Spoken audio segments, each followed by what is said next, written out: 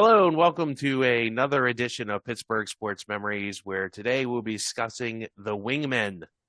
Everyone needs a good wingman like Batman and Robin, or Simon and Garfunkel, or Art Garfunkel. But a good wingman is key to winning. They may not be the superstar or the focal point of the team, but without them, the team wouldn't have been successful.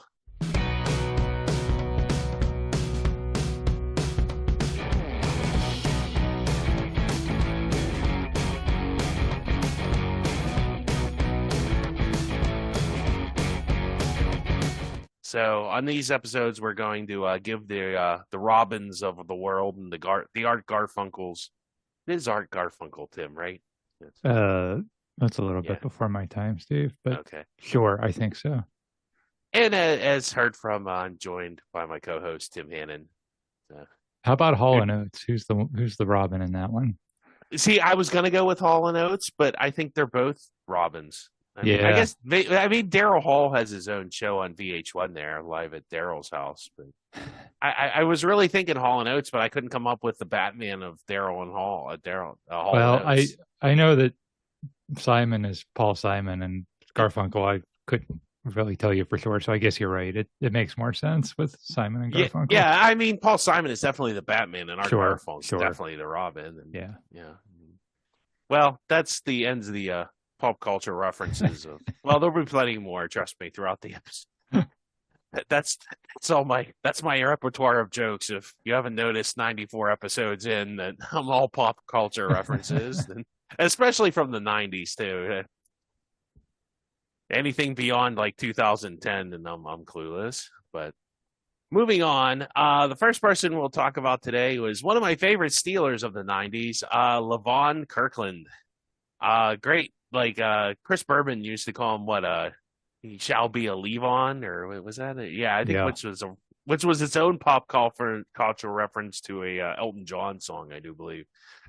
So he was like a huge linebacker. He made some big plays, but was never on a Super Bowl winning team. He was on a Super Bowl appearing team, Tim. Yes. Yeah. Yeah, something like that. Some big things he did. I remember he stuffed Drew Bledsoe on a QB sneak that one time that was like in the picture. Like the picture was on the front of like the Steelers front office for the longest time. And because I'm always hanging out in the Steelers front office. Me and the scouts and Dan Rooney and now Art Senior or Art Junior, whatever. No, I just had heard that obviously. He picked off, I think, Jim Harbaugh in the AFC Championship game, or I think, yeah, because that was the one where he ran step for step with Ken Dilger, the tight end. If you remember that, Tim. He was really good. He sacked Troy Aikman in Super Bowl 30, one of the few sacks the Steelers defense had of Troy Aikman in that game. They also, I think they held, how many yards did Emmitt Smith have in that game? Not many. He did score a couple of touchdowns, but he did not have many yards. Well, especially in the second half. And I always felt like, and I think we said it when we did that episode about that year and that Super Bowl, that Kirkland could have legitimately been the MVP of that game had Larry Brown not made those interceptions. Had Neil O'Donnell not thrown the ball? No, that's another episode. No. But I don't know. It was always one of my favorite players. He did get like kind of burned for that one third down play. He was drafted from Clemson. That's the infamous story by Bill Cowher where like, who didn't they get? They were supposed to draft somebody else and they were just like, oh yeah, we'll take Levon Kirkland. And it worked out for them. Funny how those things work out sometimes. Outside of Lambert, Hammer, Ferrier, he's probably the next best linebacker. Would it be fair to relate him like right behind James Ferrier? In terms of like inside linebackers, you're saying? I would say, yeah. I mean, Ham and out. I don't know. It's with the 4-3 and the 3-4. Ham was outside. Yeah. Lambert was the Lambert's guy. inside. Yeah. Yeah. Yeah, So I mean, if you're just talking Steeler linebackers in general, I mean, obviously James Harrison, right? TJ is probably up there at this point. But yeah, I'd put Kirkland, I don't know, at least in the top 10.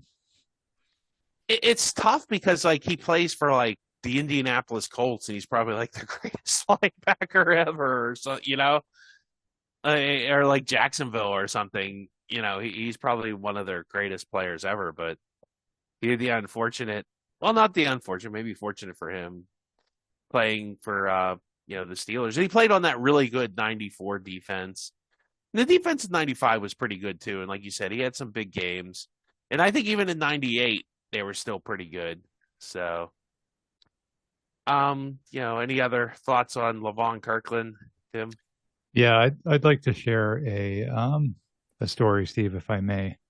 And it's Sure. from the Howard Griffith, who was the fullback for the Denver Broncos in the 90s. He was the guy that was kind of like the lead blocker for Terrell Davis when they were winning those Super Bowls. And this is him talking about the going to Pittsburgh for the 1997 AFC Championship game. But that wasn't what I was happy about, because we got to go to Pittsburgh. All I could think about, Levon Kirkland. After being run over by Levon Kirkland earlier in the year, Griffith and Terrell Davis teamed to cut the massive linebacker down to size.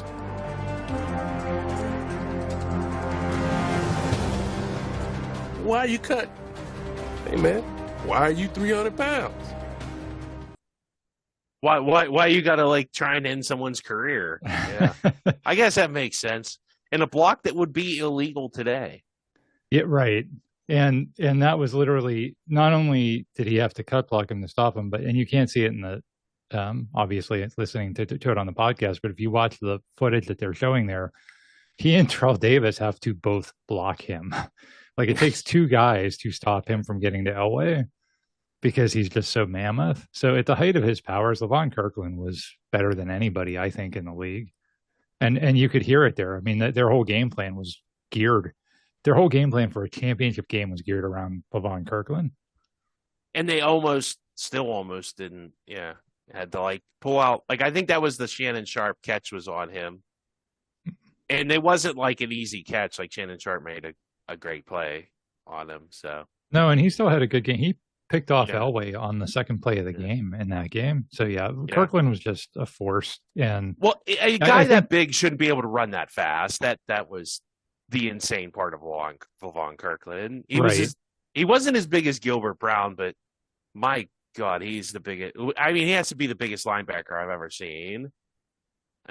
His career was pretty short. I mean, at least his time as a starter and as a dominant player was pretty short. Maybe that's why he's not. But when you have Howard Griffith diving at your knees, that probably didn't help. But yeah, one of my favorites. Always loved Levon Kirkland, number 99. He was pretty awesome. Moving to baseball, a guy named Brian Giles, or it would be Brian Giles. He was an outfielder and star of the late 90s and early 2000s Pirates. And remember all those great teams they had then, Tim? Oh, what a glorious time of losing 100 games and all that stuff. It was the best. Yeah, so the big play really was like, I hate to boil down Brian Giles' like tenure with the Pirates to this, but he hit a grand slam off Billy Wagner to help the Pirates pull off an improbable comeback against the Astros. And I guess we'll try and share this here. The Pirates have scored 3 here in the bottom of the ninth. The Bucks have the tying run at first base. And a 1-ball pitch. Giles swings, drive to right field. Buccos win by way of a grand slam. Brian Giles, a line drive, grand slam into the right field seats. Count them. 6, 7, 8. Giles makes 9. Bucks win 9-8. There was no doubt about it. And we even got a no doubt about it, huh, Tim? Nice. I miss Lanny. Yeah, I think Kevin Brown's decent, but Greg Brown's pretty good too. Kevin Brown, yeah, him too. Greg Brown, Kevin Brown. Whoops. Anyway, Greg Brown's had to do a lot of crappy baseball. Not that Lanny Fateri didn't, but anyway, that I hate to boil down his career to that, but geez, not much else went right for the Brian Giles era in Pittsburgh. He emerged as a power hitting outfielder.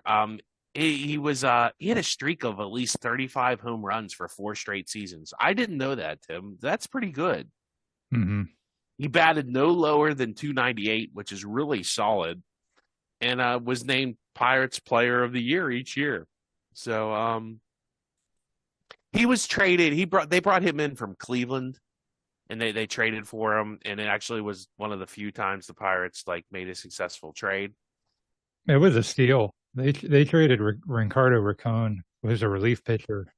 I mean, and I think though Cleveland had I forget who the other 3 outfield. It was Kenny Lofton and 2 other guys who were pretty good. Cleveland really didn't need him.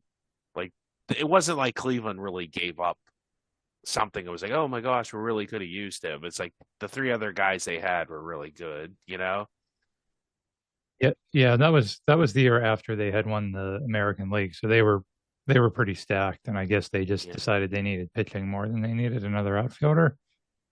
Yeah, it wasn't I don't think it was that big of a steal from Cleveland. I mean, it was definitely, a good deal for the Pirates, but I don't think it was really that bad of a deal for Cleveland either. But just my personal opinion. But tune back next week when I say the exact opposite. It was a total steal for the Pirates. Besides PNC Park, it's been one of the few things to see in that Pirates era. I mean, any other Brian Giles memories there, Tim? No, like you said, he's a really good player on really, really, really bad teams. And so, will he be remembered 50 years from now? Maybe not. He's almost who am I thinking of? Ralph Kiner. He's kind of like a Ralph Kiner for the Pirates. Yeah. He was a really good player on these bad teams, and then he didn't get traded. They didn't really. I guess he did get traded, but they didn't get anything for him, I don't think. And he just went and didn't after those 4 years, that was kind of the height of his career, and then just like everybody, just kind of faded out. Mm-hmm. Not a Hall of Famer, I wouldn't say, but definitely a solid. I didn't look up his career, how many home runs he ended up with, but I don't think he had 500 home runs, so he's not going to make the Hall of Fame. But good player. I mean, if he would have been on that 2000, the team that made the playoffs, he probably would have been a key contributor. But anyway, skipping to hockey now, we've covered all baseball, football, hockey. Yeah, we covered all 3 major sports now. Guy probably people remember pretty well was Jordan Stahl. He's from the hockey playing family of Stahls from, I do believe, a sod farm in British Columbia. So you go grow some grass, and by grass, I mean the kind you plant in your yard, and then go, ice skate on the rink and score some goals and play some good defensive center. So his biggest play, I would say, he scored this huge shorthanded goal in the Stanley Cup final in 2009. And I guess we'll try and share that one. Here it comes, Tim. Prepare yourself. Emotionally prepare yourself for this. Holmstrom put it off the stick of Fleury. Eaton reversed it on. Talbot outlets. Jordan Stahl carries. Rapolsky back with him. Stahl in front. Score!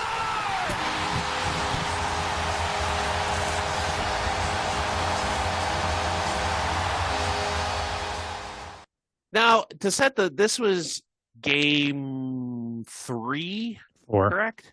4? It was game 4? Yeah. Okay, and the Penguins had lost both games to start the series in Detroit, which I think in hockey, once again, this is one of those series where the Penguins bucked every trend. I think I've heard, when you get a 2-0 lead in the Stanley Cup final, it's something like 60 or 70% of the time you win. And then they had won at home, and then I think the game was tied at this point. So Detroit was winning 2-1 is what I... Yeah, and that tied the game. And I remember thinking that that's the goal that turned that series. I don't know why, but I just thought in my mind, because the Penguins were on a penalty kill, and Jordan Stahl just, as you hear, takes the puck from his own end and just, scores on Chris Osgood.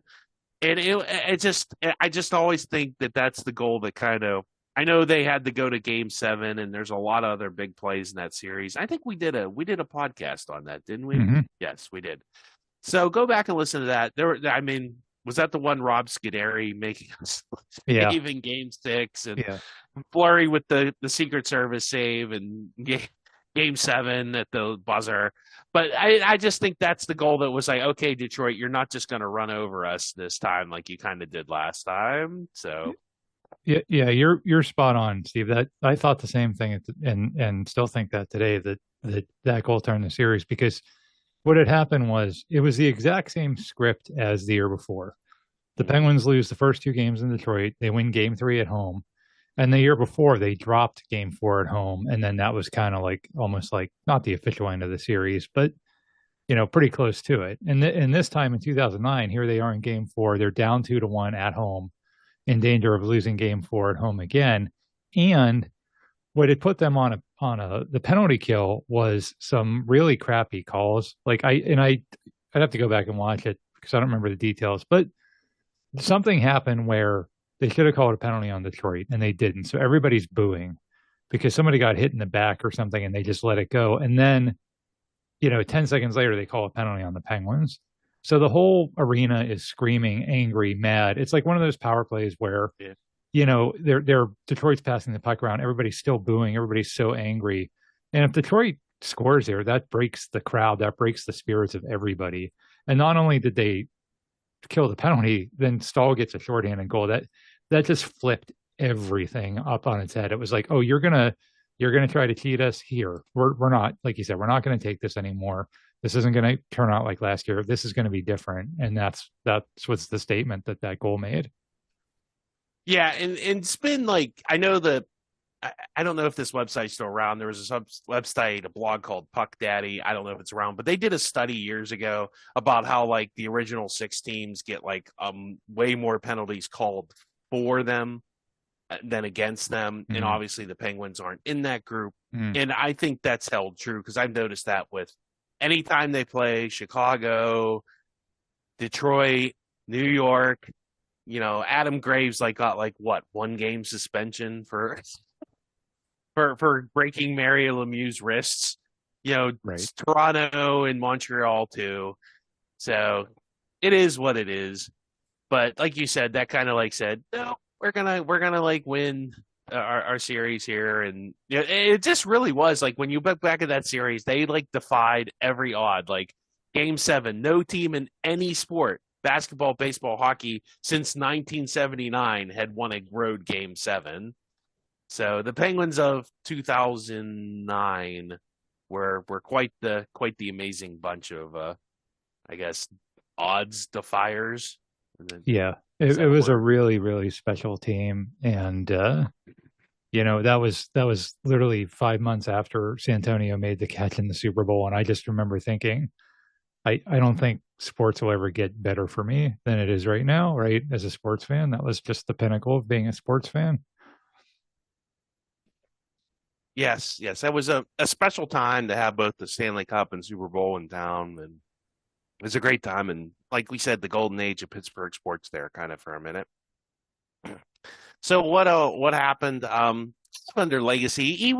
I think that's his legacy, scoring that big goal and playing defensive center and being a very good player. They really didn't get back to the level of that until they got the HBK line, quite honestly. I mean, I remember there was a series against Montreal. Was that the next year where he got hurt by the soup can guy, Subban? Yep. And that was kind of a dirty, once again, original 6 team. Didn't that guy do something dirty? He kind of stepped on his foot. Dirty, Subban. Yeah, he stepped on his foot and somehow messed up his foot with his skate. I don't know. And that killed us in that series, and we lost in 7 games. Yep, you're absolutely right. So the old soup can strikes again, but I'm recurring to PK Subban. But he ended up he traded to Carolina. And just think about that. So dad was a hockey player, and then the 2 or 3 brothers, right? So if they put mom in net, they have literally a hockey team going on there. But never mind the hockey playing stalls. He seems like a decent person, and all the stalls seem like great people, and wish he would have stayed around Pittsburgh a little longer. Okay, well, moving back to the foosball. Willie Williams, which he has had a weird career in Pittsburgh, which is just it's very odd. He was drafted out of Western Carolina University. They're really a legacy football team down there. A directional school, you always got to go with them. By the Steelers in '93, and he spent 6 of his 13 seasons in the NFL with the Steelers. He was a key member of the '95 team that played in Super Bowl 30. And if you remember, do you remember the third down tackle on Lamont Warren that set up the late drive by the Steelers? I'm sure you do, Tim. They wouldn't have made the Super Bowl that year if he doesn't make that play. Literally. Yeah, because they needed to make that stop to get the ball back to set up the drive that eventually won the game in that year. And eventually, I forget, was it 3rd and 3? It wasn't a long third down. It was 3rd and 1. And he had a gaping hole. He would have run for 40 yards easily. Yeah, and it was a perfect call. It was a good draw call. Yeah. And I think I remember reading Willie Williams wasn't even supposed to blitz on it. He just did it. He was just like, I'm running up here. And it wasn't like he made a convincing tackle. He literally grabbed Lamont Warren's foot and drug him down. So it wasn't the greatest tackle in Steeler history, but he made it. And I don't remember him really getting burned in Super Bowl 30. I mean, he had a decent Super Bowl. I mean, they did lose, but it's funny because he came back in 2004. He went to, I think, Seattle for a while, and then he came back in 2004 and 2005. And he played in that Super Bowl winning team. And he's the only Steeler on both the Super Bowl 30 and Super Bowl 40 roster. Isn't that weird, Tim? I mean, I just find that fascinating. That is a fun fact. Bill Cowher's 2 Super Bowl teams, he's the only player that was on both of them. Yeah, not a kicker. You figure, maybe like a kicker or something. No, Norm Johnson wasn't around. Yeah. It was definitely Willie Williams. He didn't have a big role on that 2005 team. I think he played like special teams and like backup once in a blue moon, but good for him. He got a Super Bowl ring, finally some redemption, and just a guy. I don't think a lot of people forgot about him, but yeah, it was pretty cool. Yeah, that was 95. That was the year Rod Woodson tore his ACL in the opening game, and Dion Figures, the other cornerback, had gotten shot in the offseason. And they had like no cornerbacks, and they kind of threw him. He was never supposed to be the starter, and they threw him in, and he had a really good year. He had a rocky start, but he had a really good year. So he was a guy that just played well, was never supposed to be in the position he was in, and played up to the challenge. Yeah, and ended up having a really nice NFL career. Mm-hmm. So. Sticking with mid '90s Steelers for 200, Alex. Mark Bruner. Anybody remember Mark Bruner? He was drafted in the first round of the 27th overall pick in 1995, which would have been the year after they went to the AFC Championship game by the Steelers. He ended up playing for the Steelers for 9 seasons. He did play in Super Bowl 30. He had no catches, but I remember he did have a fumble recovery. I don't know how key that was. It might have been late in the game or something. It wasn't like anything major. And his biggest play, and I remember this is probably his favorite, and probably like one of the biggest plays of his career was in 2000, Week 14. This was the final year of Three River Stadium, and this really should have been the last game at Three River Stadium. They played the what do we call the team in Washington this week? Well, back then they were the Redskins. So Redskins Commanders, not owned. Well, they were owned by Danny Snyder then, but not so much now. But they played the Raiders, which were in Oakland and owned by Al Davis at that point. And John Gruden was a coach. Wow, people that aren't in the NFL for 500, Alex, or allowed in the NFL anymore. There's about 3 people I named that will never be allowed to sniff the NFL again, huh? I think you and me have a better chance of being an owner or a coach than any of those guys. Well, Al Davis mainly because he's not alive, but John Gruden and Danny Snyder for other reasons. This is from that Week 10 game. And the Steelers ended up winning, but Mark Bruner makes a great catch at the beginning of the game. Stewart again. Moves up to the 5-yard line. He throws it to Bruner, who's grabbed by Branch. Oh, my goodness, backing in. It's a Steeler touchdown. Can you believe it? Yeah, he catches the ball at like the 2-yard line and he just drags the guy into the end zone. It's a pretty amazing play. Yeah, if you get a chance, we're going to have all this stuff linked in the comments. Go watch that. It's a great play. I just remember watching that live being like one of those, like, you're just rooting so hard for him to get in the end zone that gets in. It's like the ultimate, like, fan payoff play. I don't know. I liked it. And it beat the Raiders. So the fun part about that game was at the end, remember they argued over, like, it was 4th down and Rich Gannon and John Gruden tried to argue that it wasn't 4th down. It's like, oh, yeah. that wasn't 4th down. Yeah, they thought they had another play left, and the referee told them they didn't, and the game was over, and they were freaking out. Well, because they never flipped. It was one of those ones where they forgot to flip the sign on the side, but they keep track on, like, their fingers. Like, they're supposed to, like, move, like, a little thing on their finger. If you've ever watched, at least that's what they used to do. I don't know if they do that anymore with replay or anything. We'll have to like go back. We could have like a forgotten great games or something, because that's a great game. And it should have been the last game. Should that have not been the last game? Well, number one, it was the Raiders. I mean, how appropriate would that have been to play the Oakland Raiders, the Immaculate Reception, all that, like the thing that kind of birthed Three Rivers Stadium. And then for it to end that way, because the Raiders for years thought that they got cheated. They got cheated by the Immaculate Reception at Three Rivers Stadium. They got cheated in the 75 championship game because of the hosing ice. Down. Hosing down the sidelines. And then well, that's how you melt ice, Tim. That's just science. Don't argue with science.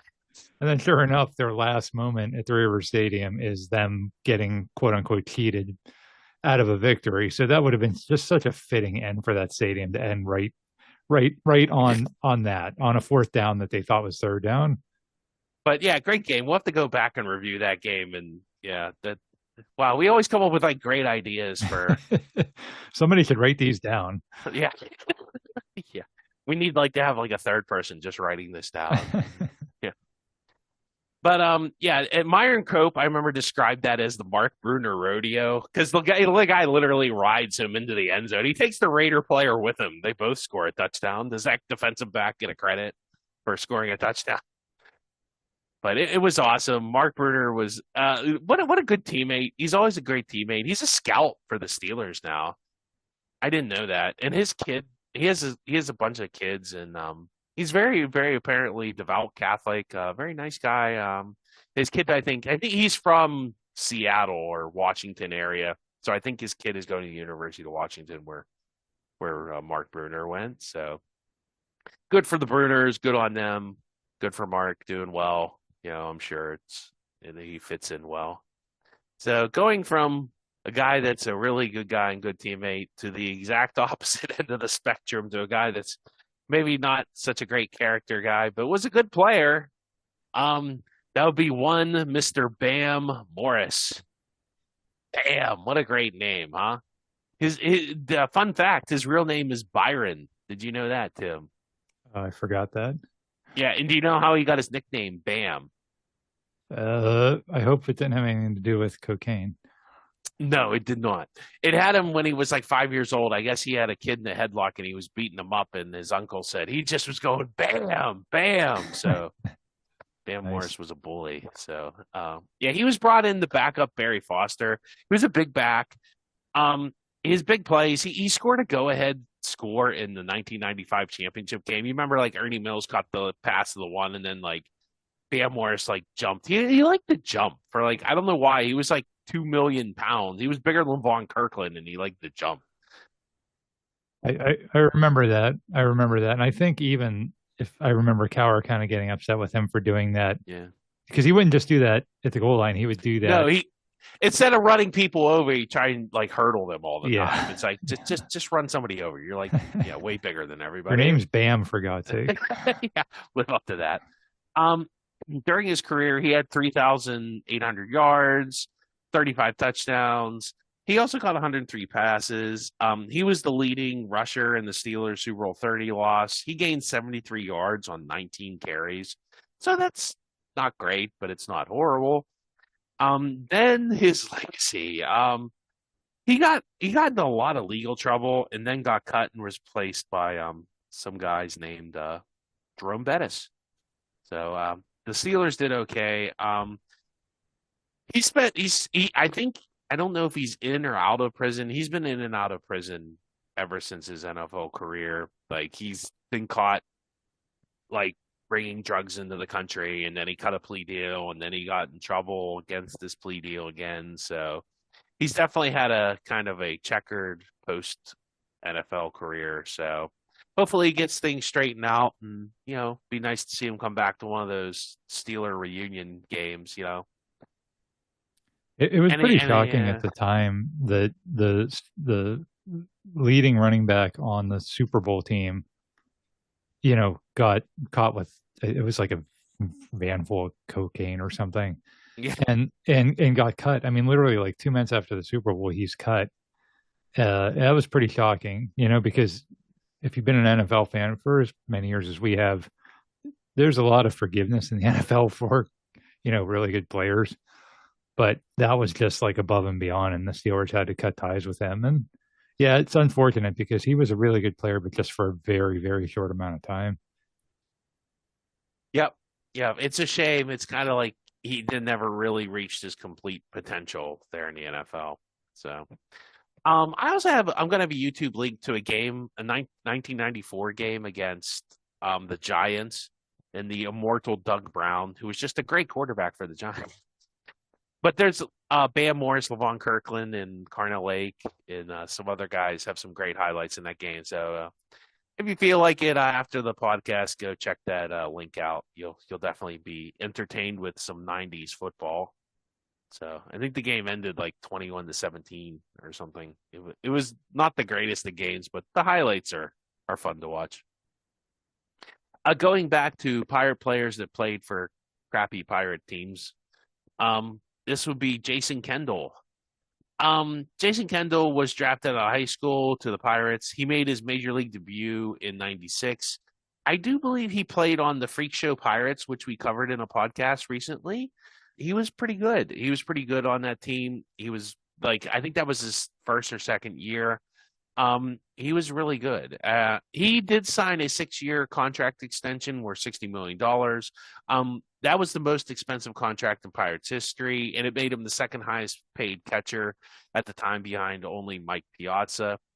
The thing he's probably most remembered for is his dislocated ankle.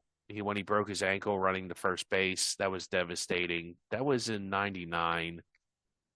He was an all-star in 98 and 2000. NL Rookie of the Year. He hit 300 his rookie year. He walked a lot. But do you remember the way how he would walk, Tim? No. Why he got so many walks? Oh, because he got hit. Yeah. Yeah. Yeah. He would lean out over the plate. Yeah. It's funny because later in his career, he got in a big fight when he was in the American League, I want to say, with the A's. Oakland. Yeah. Yeah, and John Lackey got mad because he would wear that big arm protector, like, what's his name, like Barry Bonds, and he would lean out over the plate and, get a free base. So John Lackey took exception to that and ended up like a bench-peering brawl. Yeah, he really was one. Him and Brian Giles are really only, maybe Jack Wilson, the only bright light in those 20 years of losing that the Pirates really had. I can't remember really anything else that Jason Kendall did or didn't do that was really all that memorable. He was okay. He was a good player. He just played on such a bad team. I think if they would have been a better team, him and Giles would have been kind of the cornerstones of that franchise for 10 years. And they just never brought any talent in to support them, especially pitching wise. Yep. Yeah. You're right. Same story as Giles. Was a very good player, and just unfortunate era that he was in. Very gritty player. He could have been that glue catcher, the guy from Major League, Mhm. that like keeps the team together. He could have been that guy, but like when you just don't have the other like starting pitching and another hitter and it didn't work out for them. But that's the way the Pirates roll. Moving back to football, Eric Pegram, the other half of the Thunder and Lightning combo that was Bam Morris. He came over to the Atlanta Falcons in 1994, and he was the leading rusher for the Pittsburgh Steelers in 1995 with 813 yards. It wasn't much, but you got to remember that was like kind of revolutionary, like the whole two-back thing. Like back then, it was like, oh, let's rush Emmitt Smith for like 1,000,000 times and get some yards. So that was kind of the thing. I don't remember like a terribly big plays by him, but he was like a solid running back, and he did play in Super Bowl 30. He was a great compliment to Bam Morris. And I remember him, like I ran into him one time on the South Side just in person, and the Steelers used to lift him at 5'11", 180. I am 5'11", Tim. He came up to the middle of my chest. So if he was bigger than 5'4" and 150 pounds, I would be shocked. But he was a fun guy to watch, and nice compliment to the Steelers. They had that thunder and lightning kind of thing going on. Yeah, another guy that was just like one of those guys. I think when he was gone, you missed him. You know what I mean? Like when he was gone, it's like, boy, that was a really good dynamic that we had on the offense because after Bam Morris, it was Jerome Bettis, and so you always had like the power back, but he was kind of the change of pace guy, and they really didn't have a change of pace guy until Willie Parker. Yeah, honestly. That's very true. Yeah, or a guy that could really catch out of the backfield too. That was another thing he did well. Yeah. Like Richard Huntley was the closest thing they had to like kind of a speed guy, and he was pretty good at fighting people in the locker room, right? And fumbling, but yeah. Back to hockey. One John Cullen. There's a forgotten kind of Penguin. Maybe not to Penguins fans, to like hardcore Penguins fans, but I bet to the average fan they don't know who John Cullen is. He made his NHL debut. He appeared in 79 games with the Penguins. That was in the 80s, late 80s. He was given a greater role when Yario missed 21 games. He had a pretty good season, scored 32 goals and 92 points. He played on a Team Canada team in the 90 World Championship games. What happened to John Cullen was he was a really good player, but he wasn't Mario Lemieux, and he was a good second center, but the Penguins needed some help. And so I'm no offense to John Cullen, Ron Francis is like way better. And they were able to trade him for him and Zarly Zalapsky, who was an offensive defenseman. It was okay. And some guy named Jeff Parker. I mean, who could forget Jeff Parker? I was really heartbroken when Jeff Parker left. I remember kind of being a little bit upset, like Zarly Zalapsky, because I think I liked his name, Zarly. His name like Zarly, but they got Ron Francis and some guy named Al Sampson and Grant Jennings. So, I mean, Grant Jennings was more of an enforcer, but Al Sampson and Ron Francis were like cornerstones to those Cup teams. And Ron Francis, no offense, is like really good. There's a reason they call him Ronnie Franchise. And the problem is, like, John Cullen isn't Ron Francis, and that made the Penguins really good. And then they had Yager the next year. I mean, yeah, the Penguins were just in. The Penguins got really good in a hurry. So Phil Bourque, who is like, Tim's favorite Penguin, was really upset that Cullen didn't get to experience a Stanley Cup win with them. So the Penguins won their first Stanley Cup that season. Phil Bourque later said it broke his heart that Cullen was not able to share in that championship. Big plays. I don't know, the guy, he was traded for Ron Francis, and that kind of helped their Penguins win their first cup. He scored all those goals while Mario was gone to keep them in the playoff race. So that had something. He actually got cancer later in his career, but he beat it and made a comeback. I think it was lymphoma. That was in 1998 with the Tampa Bay Lightning. So good for John Cullen. Seems like a decent guy. Just had some bad breaks along the way. But... Yeah. I mean, I remember I was really upset when they traded him because he was, I think, our leading scorer at the time because Mario was hurt that whole season. Yeah, and he played well. It wasn't like he was a bad player. He just wasn't Ron Francis. No, and Craig Patrick, that was smart because he capitalized on. Well, Hartford was falling apart, and John Collin was never going to be that good again. Yeah. So he kind of like realized, okay, this is the height of John Collin's powers, and I could probably get, Ron Francis and Alf Samuelson if I traded him now. And so, yeah, good on Craig Patrick. I think we don't win a Stanley Cup if not for that trade. But I always loved John Collin. I still have the hockey stick that I had when I was a kid that is autographed by John Collin.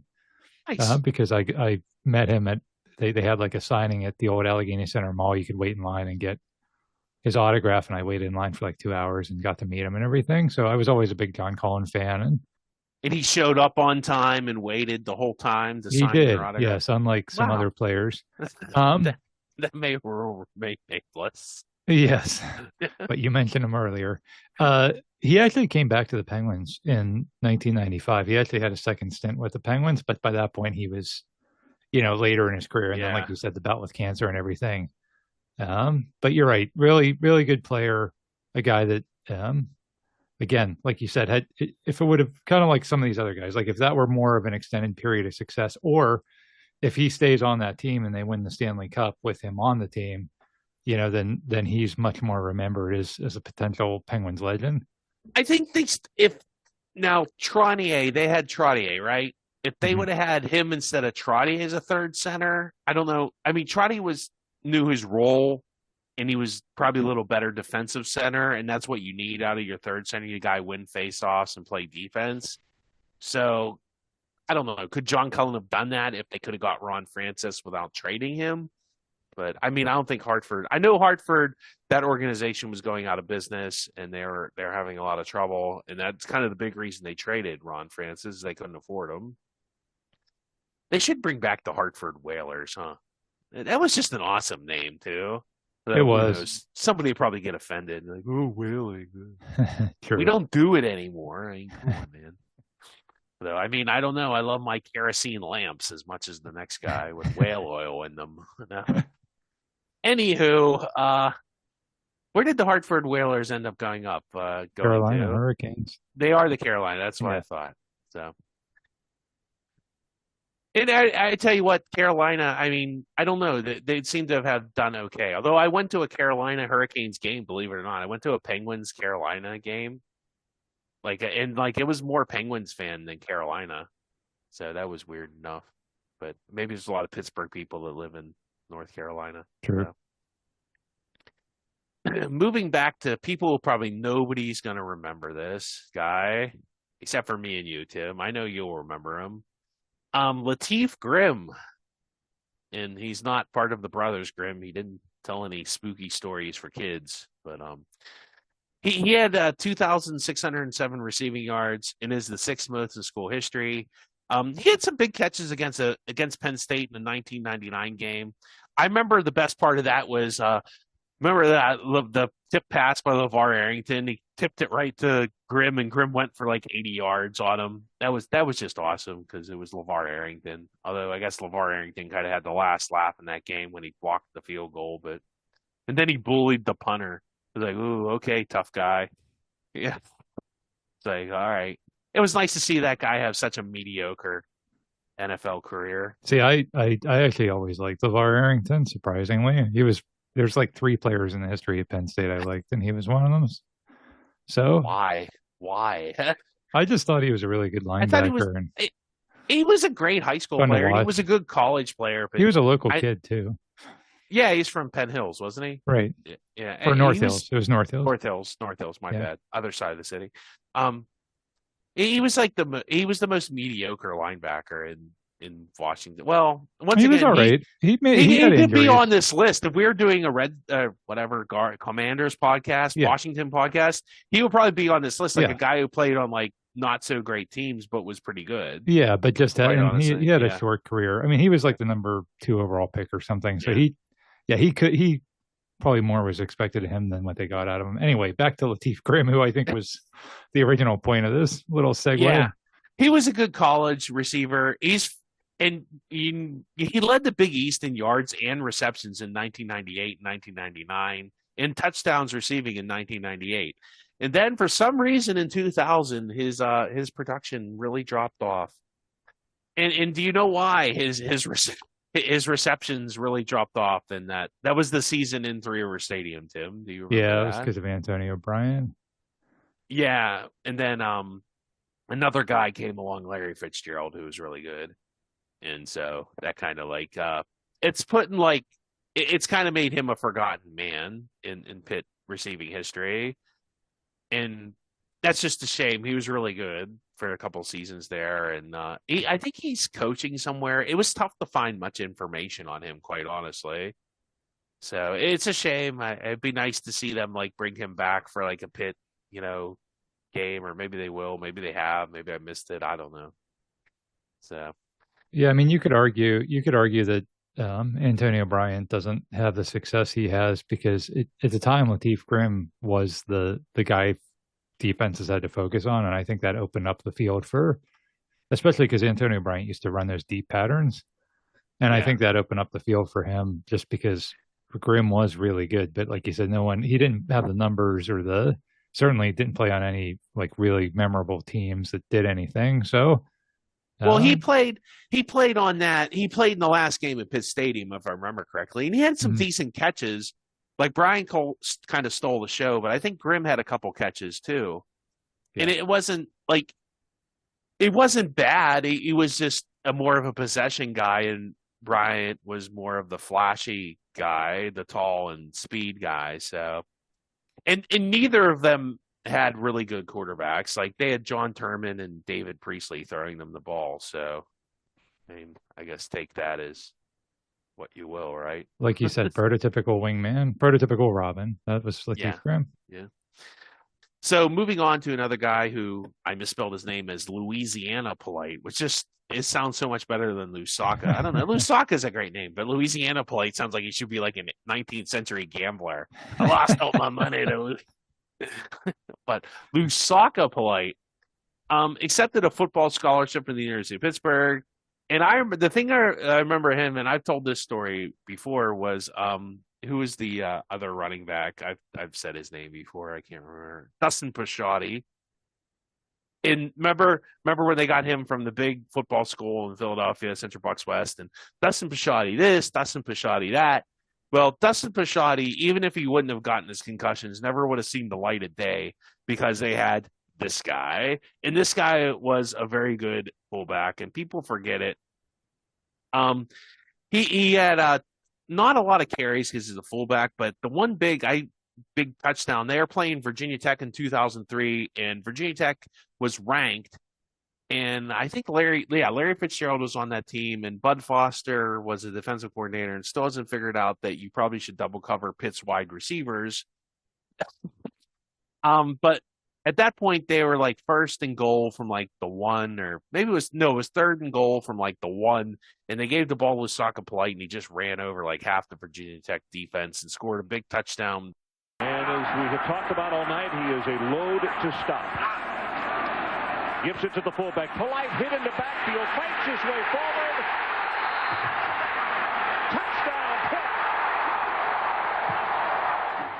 I remember being at that game. I remember thinking when they scored that touchdown, I knew Virginia Tech was done, even though there was like 2 minutes left. And you know why I knew that game was over? Because Marcus Vick was their quarterback. Yes, thank you. I knew there was as long as we didn't, because like I think they had a good kickoff return guy. I was like, as long as once we tackled the kickoff return guy, like I knew, this is over. Pack it up. And literally, Marcus Vick did not disappoint. He literally threw an interception, I think, on the second play of that drive. Yeah. So, yeah, I was not really too concerned. It was the exact opposite feeling of I had in the Cincinnati game where I knew the defense was going to give up the touchdown. It was so weird, like the opposite emotions that you have there. It's like one where you're like, there's no way I would have been totally shocked. Whereas when it happened, I really wasn't all that shocked because the defense had played so bad against Cincinnati in 2004. That was 2009. So that was such a big play and such a big win because Virginia Tech, like you said, was ranked. Pitt was fighting for an Orange Bowl berth. if winning that game set them up for, if they could beat Miami the next week, they were going to the BCS and going to the Orange Bowl. It didn't happen, of course, but at the time that was huge because that was right after Virginia Tech announced that they were leaving for the ACC, and so not only did you want to beat them because it was a big game, but you wanted to just stick it to them because they were bailing on the Big East. And so I remember when Lusaka Polite scored that touchdown, everybody, because I was at that game too, Steve, everybody just started chanting ACC. Ironic since Pitt later did the same thing, but we'll leave that part out. Or like got smoked by Miami the next week, right. And Larry Fitzgerald had a great game at the end. He didn't have but at the end he had like all these great catches because once again Bud Foster was like, you know what? I'm going to cover him single coverage. And I think can't remember, it was Dante Hall or whatever. Like it was somebody that ended up playing in the NFL, but it's like even Miami the next week wasn't stupid enough to cover Larry Fitzgerald one-on-one.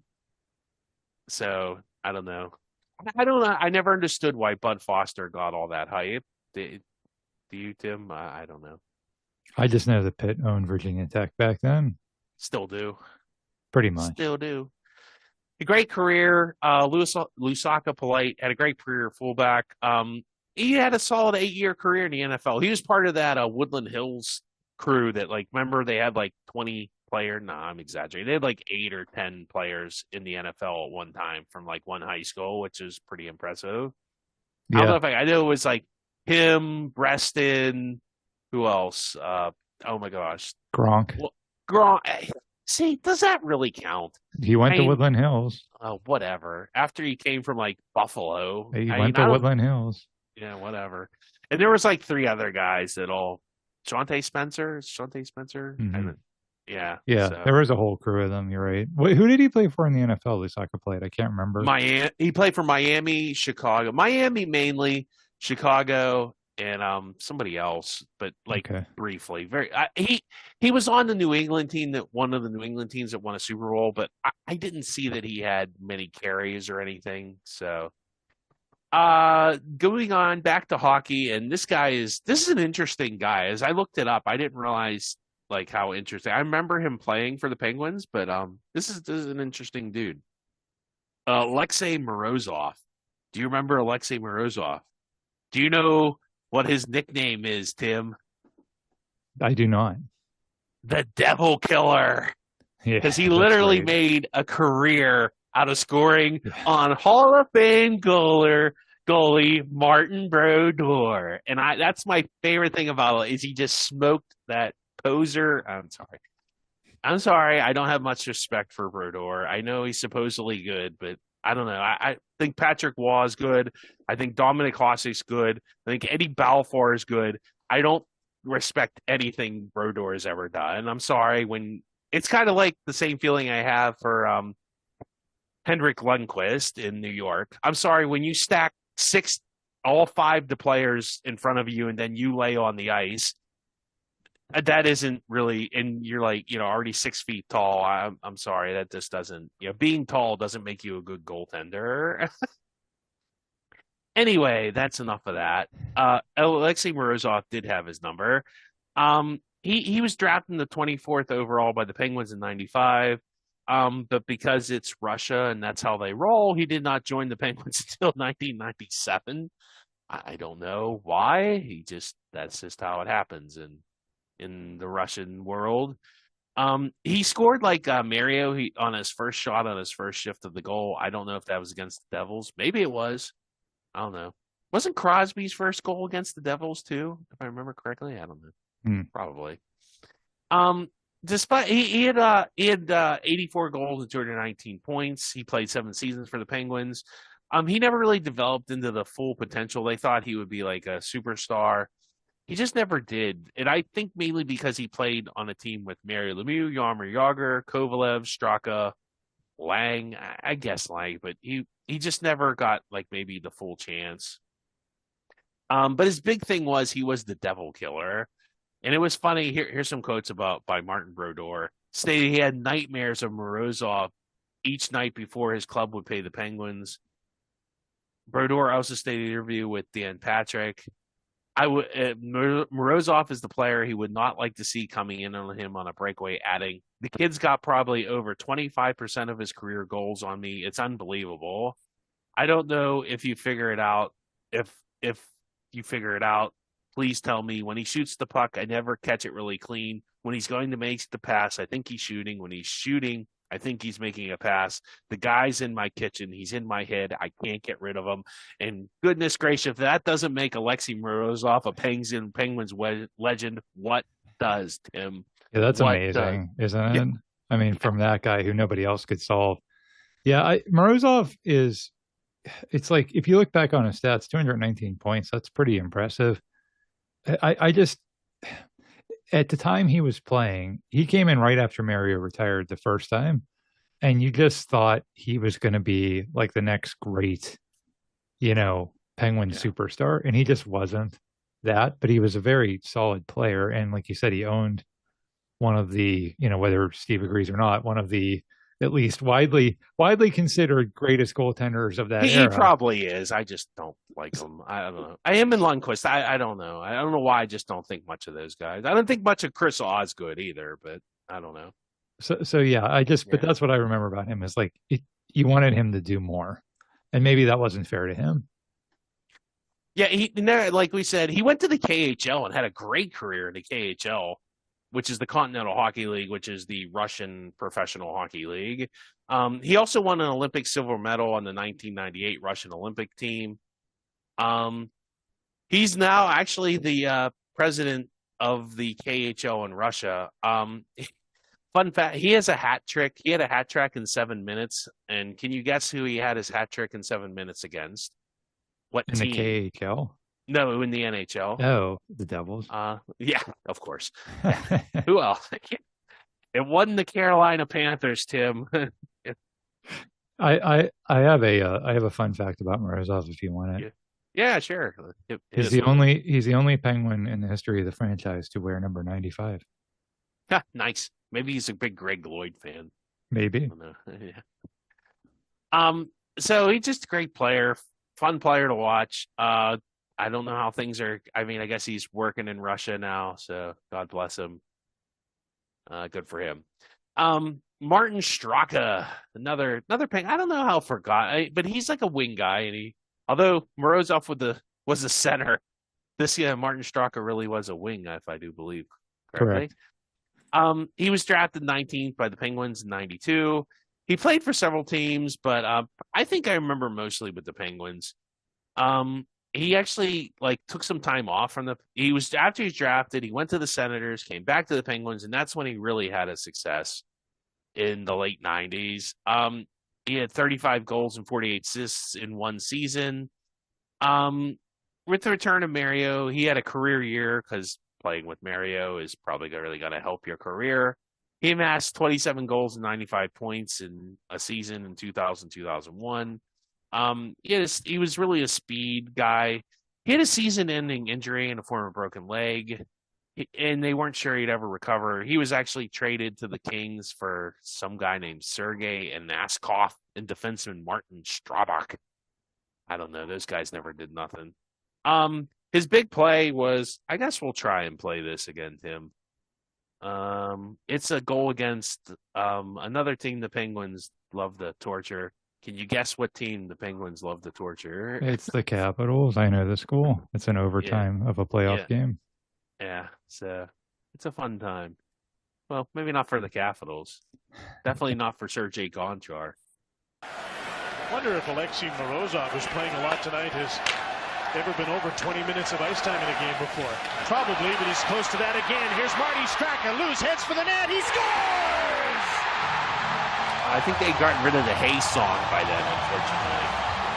But just for all the people that are on podcasts and can't know what happened was Sergei Gonchar decides to bring the puck out of his own end and kind of skates up the middle of the ice. And about the middle, what would you say about the blue line middle rink, he literally, Straka, checks him kind of with a hip check and steals the puck and then skates on a breakaway and literally smokes Olaf Koldzig to the top of the net, pops the bottle.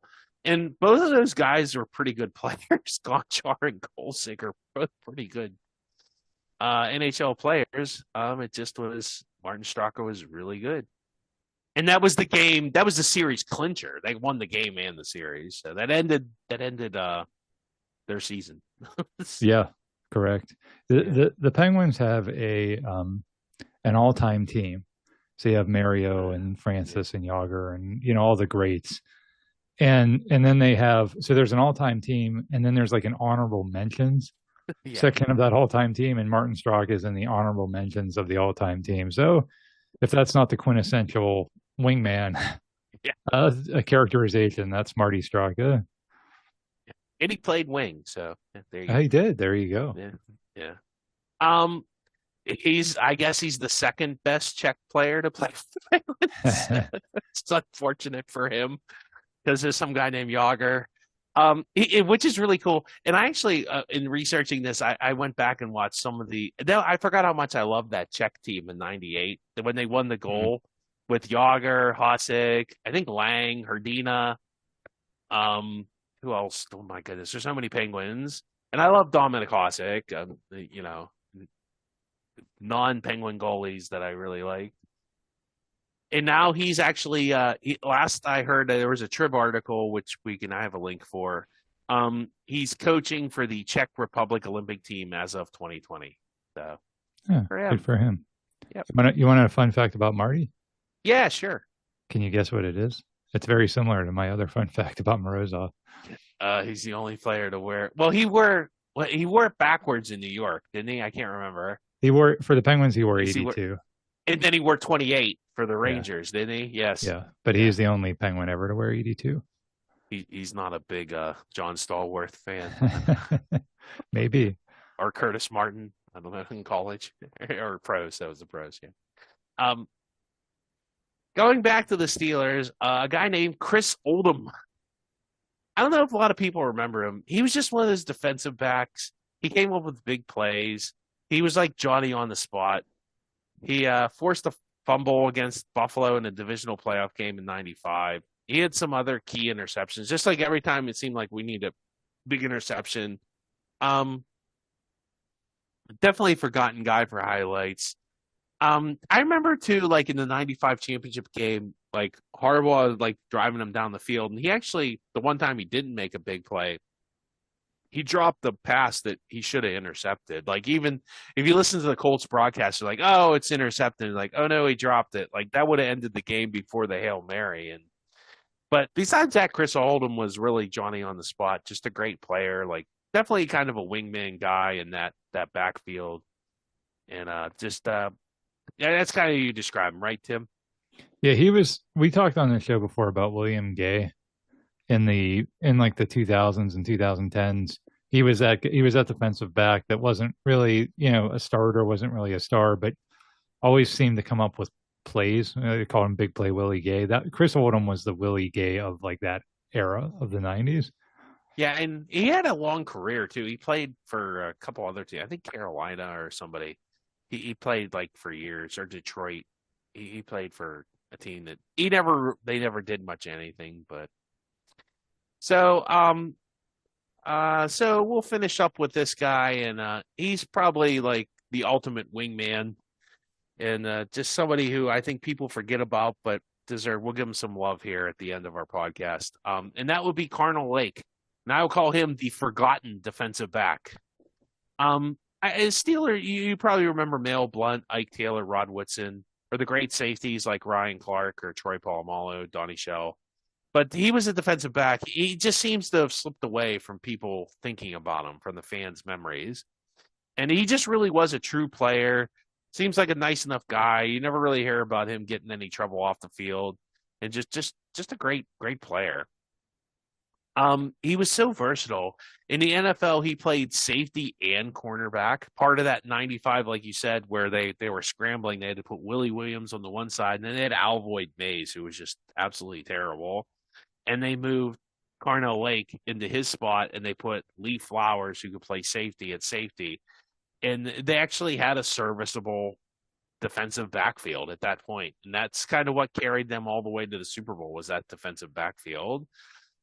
He made many big interceptions and big plays. He's in that Giants game. I think he makes a turnover.